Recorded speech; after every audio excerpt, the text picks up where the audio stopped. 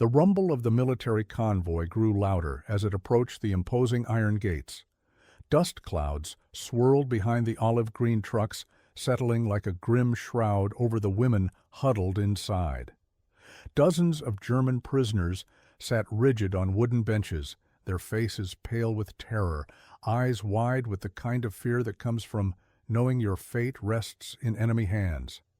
Among them sat Greta, a 20-year-old nurse whose hands trembled as she clutched her small medical bag.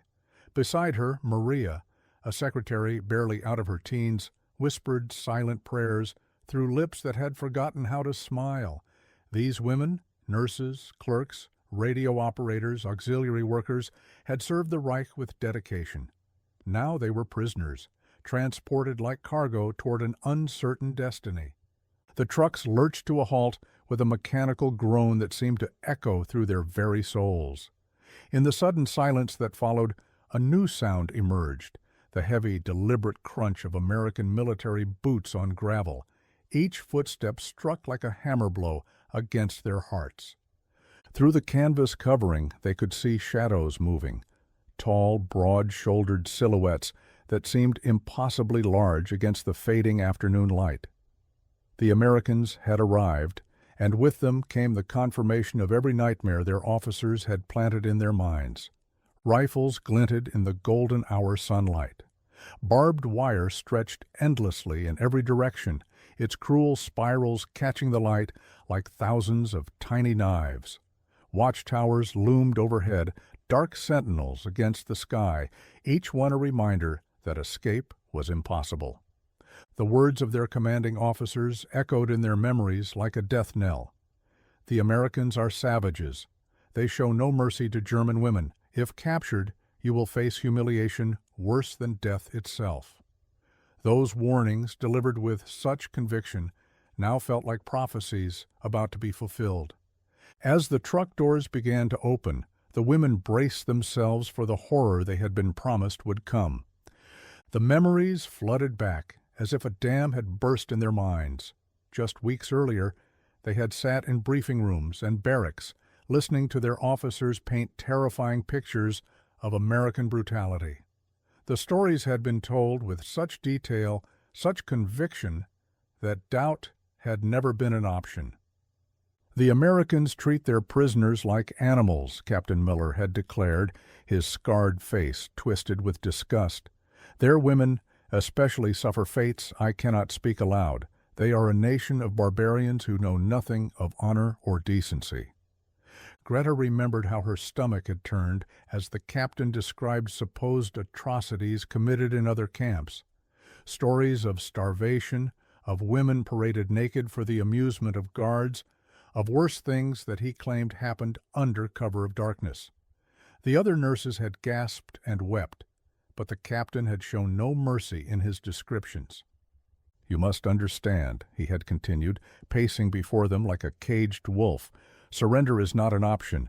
Death is preferable to the shame that awaits you in American hands. They will strip away not just your uniforms, but your dignity, your humanity itself." Maria, the young secretary, had raised a trembling hand. "But, sir, surely the Geneva Convention—" "The Americans spit on such conventions," the captain had roared. "They are not civilized like we are. They are descendants of criminals and savages, and they will treat you accordingly." Now, as the truck doors creaked open and American voices barked orders in a language they barely understood, those warnings felt like iron chains around their hearts. Every gesture would be interpreted through the lens of expected cruelty. Every command would sound like a prelude to torment. The propaganda had done its work perfectly. These women were not just prisoners of war. They were prisoners of their own indoctrinated terror, trapped behind walls of fear that had been carefully constructed by their own leaders. The Americans waiting outside didn't just have to overcome their resistance.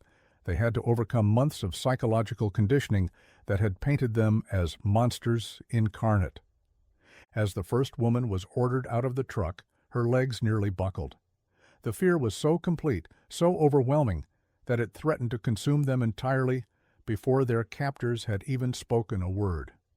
The sunlight struck them like a physical blow as they emerged from the trucks. Greta squinted against the brightness, her medical training automatically noting the signs of shock in herself and her companions: rapid breathing, pale skin, trembling hands. But medical knowledge couldn't calm the terror that gripped her heart as she faced her first American soldier. He was enormous, at least 6 feet tall, with shoulders that seemed to block out the sun. His uniform was pristine, his rifle held with casual confidence. When he spoke, his voice was deep and commanding, though the words were incomprehensible to most of the women. "Form a line, single file, keep your hands visible." The translator, a German-American sergeant, repeated the orders, but even in their native language, the commands sounded threatening. Every word felt like a precursor to violence. When the massive soldier gestured toward a building, several women flinched as if he had raised his hand to strike. Maria, the young secretary, found herself directly in front of an American guard during the processing. He held a clipboard and was checking names against a list, his face stern and unreadable. When he looked up at her, she braced for a blow, for harsh words, for the beginning of the humiliation she had been promised. Instead, he simply said, "Name?" She stammered out her response in broken English, certain that her accent would provoke anger. But the guard simply made a mark on his paper and moved to the next woman. No violence, no mockery, just routine military procedure. Inside the processing building, the women were photographed and given identification numbers. The American soldiers went about their duties with an efficiency that was almost boring in its normalcy. They checked belongings, recorded personal information, and assigned barracks numbers with the same mechanical precision their own army had used. But the women's terror remained absolute. When one guard reached into his pocket, 3 women ducked, certain he was drawing a weapon. When another pointed toward the barracks, they interpreted the gesture as a threat. Their indoctrinated fear transformed every neutral action into evidence of impending cruelty. The most unsettling moment came when Greta watched an American soldier help an elderly German woman who had stumbled during the lineup. He steadied her arm and spoke quietly to her, his tone gentle despite the language barrier. The woman looked up at him with such shock that Greta felt her own worldview begin to shift ever so slightly. Could monsters show such casual kindness? The question was dangerous, treasonous even, but it planted itself in her mind like a seed in fertile ground. The dining hall was larger than anything they had expected. Long wooden tables stretched across the room, each set with metal trays, cups, and eating utensils. But it was the smell that stopped them in their tracks, the rich, warm aroma of real food, bread baking, meat cooking, vegetables steaming. For women who had subsisted on meager rations for months, the abundance was overwhelming. Their stomachs clenched with hunger, even as their minds screamed warnings about poison and trickery. "It's a trap," whispered Anna, a radio operator who had barely spoken since their capture. "They want us to eat so they can watch us die." The American guards gestured for them to sit, but most of the women remained standing, staring at the food as if it were a nest of vipers. Bowls of thick stew were placed before them, steam rising into the cool air, fresh bread still warm from the ovens. Coffee that actually smelled like coffee, not the bitter substitute they had grown accustomed to. Greta's medical training warred with her indoctrinated fear. The food looked wholesome, nutritious even, but the warnings echoed in her mind. They will poison you slowly, making your death a prolonged agony for their amusement. The turning point came when Sergeant Davis, a tall American guard with kind eyes, sat down at a nearby table. He filled his own bowl with the same stew that had been served to the prisoners, the same bread, the same coffee. Without ceremony, he began to eat, chewing thoughtfully as he reviewed some paperwork. Maria watched him intently. If the food was poisoned, why would he eat it? If this was some elaborate torture, why would he consume the same meal? The logic was inescapable, Yet her fear remained. Slowly, hesitantly, she lifted her spoon and took a small sip of the stew. The flavor exploded across her taste buds, rich, savory, with actual pieces of meat and vegetables. It was better than anything she had eaten in months, perhaps years. One by one, the other women began to follow her example, the hall filled with the quiet sounds of eating, spoons clinking against bowls, the soft tearing of bread, the careful sipping of hot coffee. For many, it was the first real meal they had enjoyed since the war began. As she ate, Greta felt something crack inside her chest, not breaking, but shifting. The absolute certainty of American brutality wavered for the first time. If they were truly the savages described by her officers, would they feed their prisoners so well? Would they eat the same food themselves? The questions were dangerous, but they were real. And for the first time since her capture, Greta began to wonder if everything she had been told might not be the complete truth. The days that followed brought a series of small revelations that chipped away at the women's carefully constructed fears. It began with incidents so minor they might have been overlooked, but in their heightened state of awareness, every gesture carried enormous weight. Greta was struggling with a heavy bucket of water from the camp well when Corporal Johnson appeared beside her. Without a word, he took the bucket from her hands and carried it to where she needed it, setting it down with a casual nod before walking away. She stood frozen, staring after him, her mind racing to understand what had just happened. According to everything she had been taught, American soldiers would exploit any opportunity to humiliate German women. Yet this man had simply helped her with a task, expecting nothing in return, showing no interest in her beyond basic human courtesy. Maria experienced her own moment of confusion when she dropped her blanket while crossing the compound yard. Before she could retrieve it, an American guard had scooped it up and handed it back to her, even shaking off the dust before returning it to her arms. His smile was brief but genuine, and Maria found herself stammering thanks in broken English. The medical station provided Greta with the most challenging observations. When one of the German women developed a fever, the American medic treated her with the same care he would show to his own soldiers. He checked her temperature, provided aspirin, and even brought her extra blankets. His touch was professional, gentle, completely devoid of the cruelty she had been promised to expect. "Why are they doing this?" Maria whispered to Greta during their evening meal. "The captain said they would torment us, humiliate us. But they're treating us like people." The question hung in the air between them, heavy with implications neither was quite ready to face. Around them, other women were having similar conversations in hushed tones. Stories were shared of guards who had offered cigarettes, who had helped with heavy lifting, who had shown basic human decency in a dozen small ways. Not all the women were ready to abandon their fears. Some insisted these kindnesses were part of an elaborate psychological torture designed to lower their defenses before the real cruelty began. But their arguments were growing weaker each day, overwhelmed by the accumulating evidence of simple humanity. One evening, as autumn rain drummed against the barracks windows, they heard something that shook them more than any kindness had. From somewhere in the American section of the camp, the sound of a harmonica drifted through the night air. The melody was slow, almost melancholy, a tune that spoke of homesickness and longing. The music was so human, so vulnerable, that several women found themselves crying, not from fear, but from the recognition of shared humanity. The men guarding them missed their homes, too.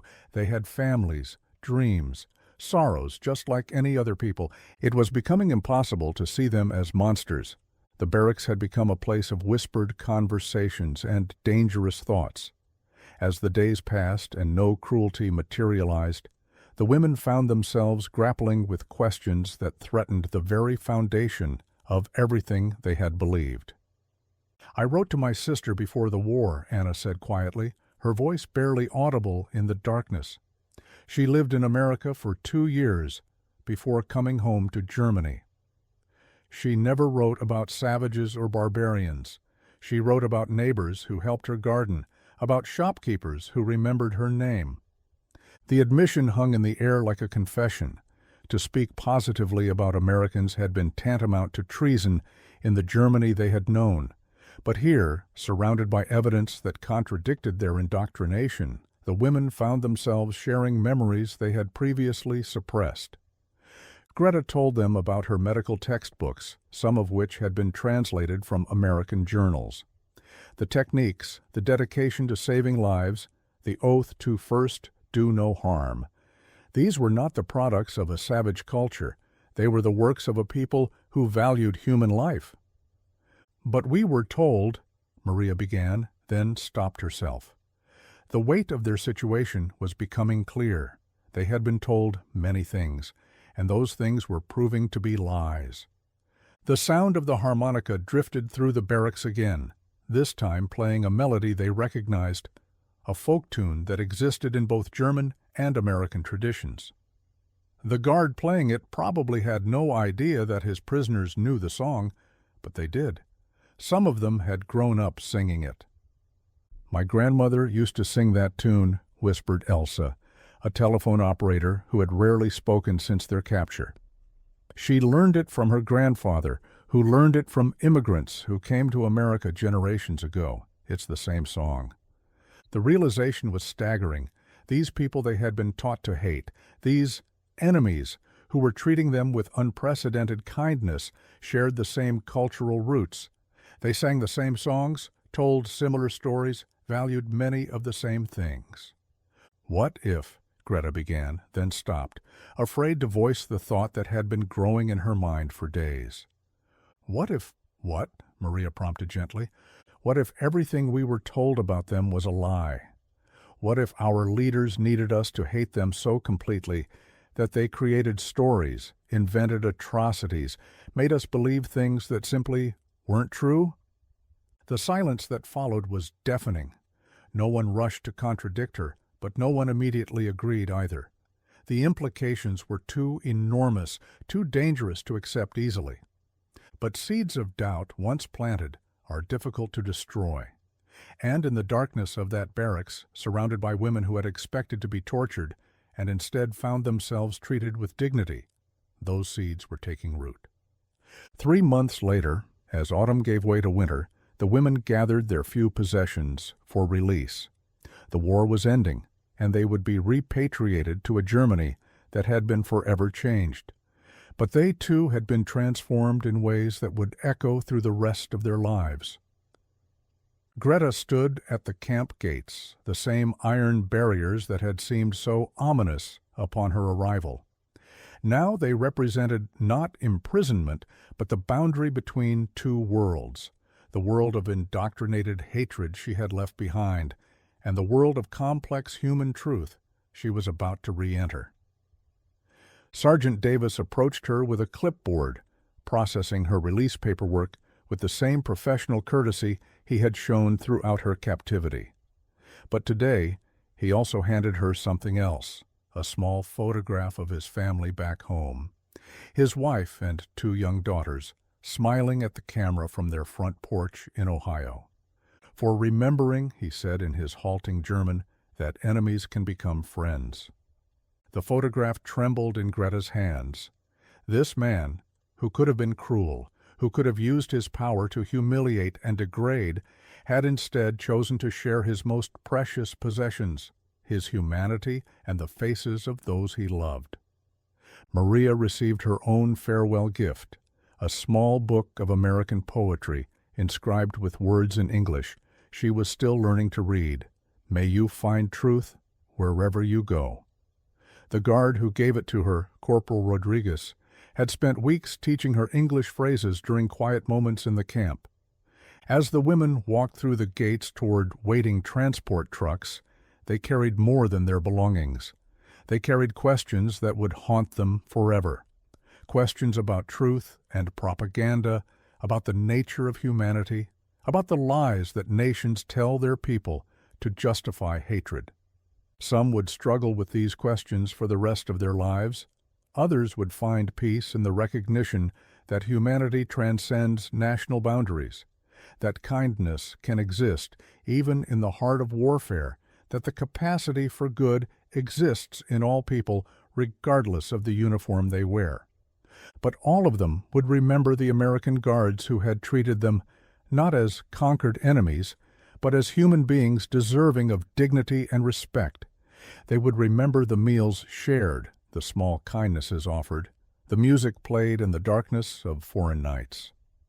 Years later, when their children asked about the war, these women would tell complicated stories. Stories about fear and propaganda, about the terrible power of indoctrination, about the even greater power of human kindness to overcome hatred. They had entered that camp as prisoners, terrified of their captors and certain of their fate. They left as witnesses to a truth their own leaders had tried to hide from them, that their enemies were capable of mercy, of dignity, of treating even their prisoners as fellow human beings. The iron gates closed behind them, but the gates in their minds had been opened forever. Fear had been their prison, but truth had set them free. In a world torn apart by hatred and propaganda, they had discovered something precious and rare, the recognition that beneath the uniforms and flags and rhetoric of war, people are simply people, capable of both cruelty and kindness, but always, ultimately, human.